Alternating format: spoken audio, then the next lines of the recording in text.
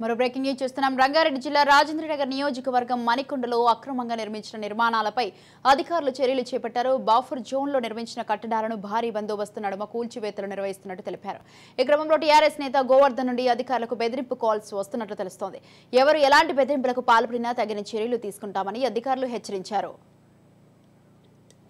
Right, ఈ విషయంపై పూర్తి సమాచారం అందించడానికి మా crime bureau chief Inna Reddy phone లైన్లో అందిస్తారు. ఇన్నారెడ్డి, స్వాతి, ప్రస్తుతం తెలంగాణలో ఎక్కడ అక్రమ నిర్మాణాలు ఉన్నా కానీ దాని మీద సీరియస్ గా యాక్షన్ తీసుకుంటున్న పరిస్థితి మనం చూస్తున్నాం. అలాగనే బఫర్ జోన్ లో ఉన్న అక్రమ నిర్మాణాల మీద పనిచేసిన రెవెన్యూ సిబ్బంది దీనికి సంబంధించి లేక్ వ్యూ పేరిట వెలిసిన నిర్మాణాలను తర్వాత బిల్డర్లను కూడా నియమనం చేశారు.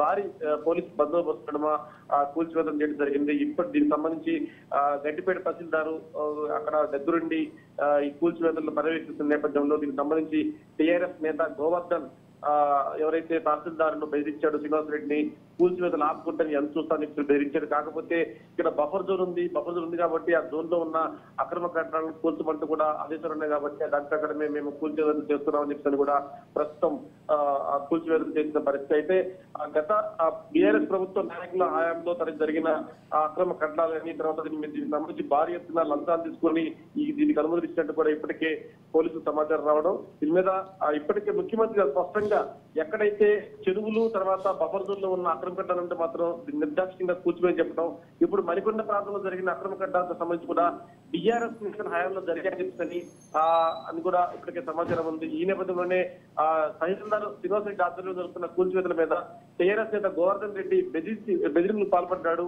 కూల్చివేతలు ఆపుకుంటే ఎంత చూస్తానని ప్రస్తుతం మాత్రం ఎక్కడెక్కడైతే బఫర్ జోన్ లో ఉన్న అక్రమ కట్టాలని కూడా కూల్చివేసినట్టుగా మనకు సమాచారం ఉంది. Swathi. Right, thank you Inna Reddy, thanks for the details.